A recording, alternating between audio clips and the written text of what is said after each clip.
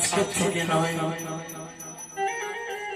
আমি যখন বৃষভানু রাজার কাছে আমার এই স্বরূপ শক্তিকে পাঠিয়েছি রাই, আমি তখন থেকে তোমার কাছে বিনি।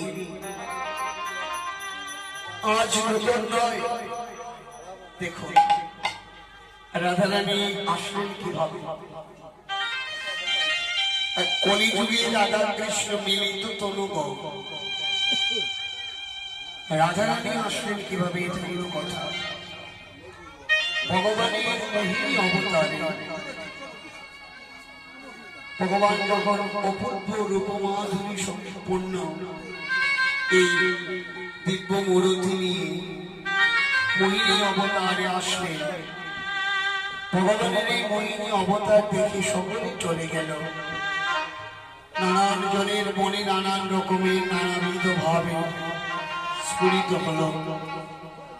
সবার মনের কামনা ছিল আমার জীবন সঙ্গী রূপে পাওয়া, অনেকের মনে কামনা ছিল আমার স্ত্রী রূপে পাওয়া, অনেকের মনে কামনা ছিল বান্ধবী করে পাওয়া, সখী করে পাওয়া।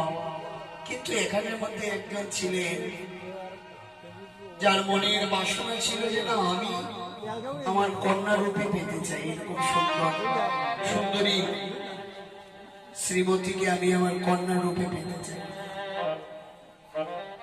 সঙ্গে সঙ্গে ভগবান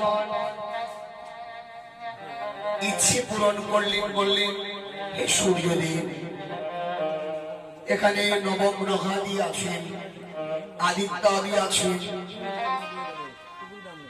স্বর্গের দেবতাগণ আছেন, ইন্দ্রাদি দেবগণ আছেন। সকলের মনের মধ্যে বাসনা হলো আমাকে নিয়ে, আমাকে পাবে, এই হবে। কিন্তু একমাত্র আপনি, তিনি আমাকে গঙ্গাটি